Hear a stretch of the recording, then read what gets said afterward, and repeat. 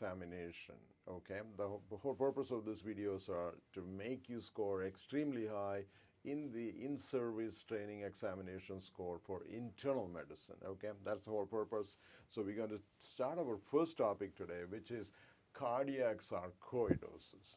Okay, we're not talking about regular sarcoidosis. We're just going to be a particular part of the sarcoidosis.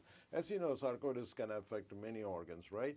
So the heart, whatever it is, very important on an examination standpoint. Okay, cardiac sarcoidosis topic. First, look at the prevalence. The word I'm looking for is Japanese. The best way to remember cardiac sarcoidosis, I kind of trying to remember like samurai sarcoidosis, so I can connect it to Japanese people. Okay, so and then age 25 to 45 years, females, African American also is kind of common.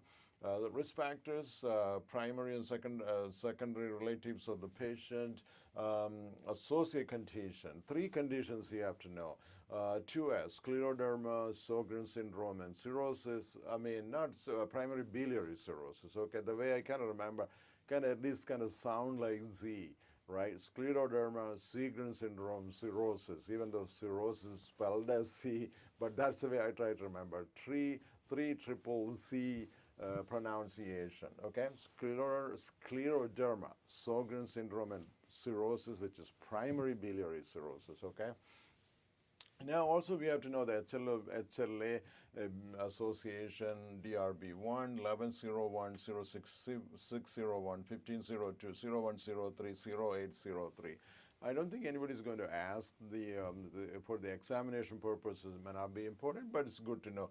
This HLA association increase the risk of cardiac cirrhosis. Okay, now the pathophysiology is, I think, is very, very important for us to understand. Okay, once you know the pathophysiology, I think most of your answers we can get it correct. So what happens right here? Sarcoidosis, what are the triggers? The triggers is not very clear, but could be bacterial infection, environmental stimuli. And what happens is you got, genetic susceptibility also. The three mechanisms. You got antigen presenting cell. They're presented with the activate the T cell, and then you got T helper cell activation. T helper cell 1, 17, T helper cell 2, and there's fibroblast, interferon gamma, interleukin 2, interleukin 12, and the macrophage activation, the inflammatory cycle, inflammatory cytokines kick in. A lot of inflammation, what happened kind of lead to granuloma, okay? So what kind of granuloma?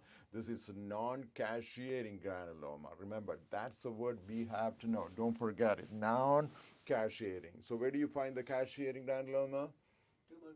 Tuberculosis, okay? So this is the sarcoidosis, non-cacheating granuloma. So we need to know a little bit of pathophysiology and all that. Now, let's look at what is the presentation in cardiac cirrhosis. The patient usually going to syncope. What is the reason they're going to have syncope? Because they could have arrhythmia, right? That's the most common cause, like you need to know what kind of arrhythmia also. Now, you can have syncope, palpitation, and shortness of breath, maybe the common presentation. Now, it's good to know like some of the skin finding. What are the skin findings you can find in sarcoidosis? Erythema nodosum, my friend, violaceous, painful nodules on the anterior part of the shin. Okay. Now, the erythema nodosum. Okay, the question is like the confusing question I see all the time. First, as a resident, can you biopsy erythema nodosum and get the results of sarcoidosis? What do you think? I think we can.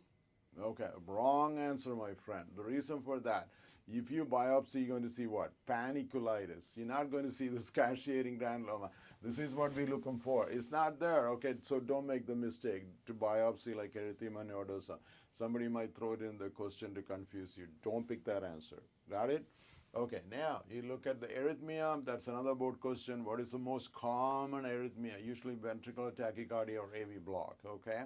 So anytime if I'm writing a question, I would say the arrhythmia, ventricular tachycardia, or AV block. And then, if you did ejection fraction, usually can be like less than 50%. The test you have to do cardiac MRI. Okay, this is the main thing you have to know. That is the board question. That is about the mix-up question. That's the whole purpose of this talk. Pick MRI, cardiac MRI. Okay, so sensitivity is 93%, specificity 85%. Pretty good test. So again, don't forget to pick this. Okay, cardiac MRI. If not, you can do the PET scan and all that too. Now, the other question to confuse you people. So, what is the role of endocardial biopsy? Can you go get there in the biopsy? Can you do a biopsy and get the diagnosis? Yeah, can we do? Yeah, I think. Speak up. Yes, we can. We can? Yeah. What do you think? Yes or no? I think we can't. Yeah, what is the reason for that? Reason for that is like sarcoidosis kind of comes in the heart, the patchy areas, right? And whoever doing the biopsy, they're not going to know where exactly it is. Unless they come up with something kind of light it up and find out where the lesions are. Don't pick the endocardial biopsy. You may get the results, you may not. The yield is very poor. Remember that. Endocardial biopsy, people make the mistake. And the treatment, again, immunotherapy is corticosteroid is the key. And then if there is sustained ventricular arrhythmia, ejection fraction less than 35%, and history of like a sudden death, those kind of things, you need a ICD placement.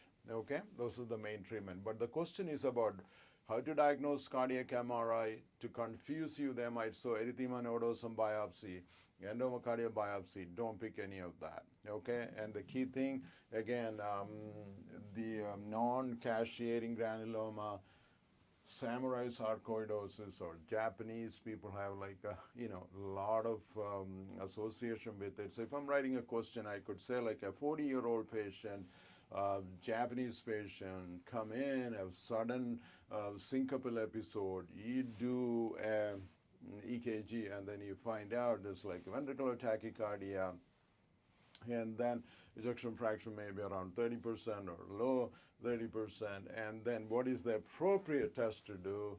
Then you have to think about cardiac MRI. Nobody's going to say like, oh, this is, how do you, nobody's going to write the question about how do you diagnose cardiac sarcoidosis, okay? The question is they're going to give you a clinical scenario, and a 46-year-old female.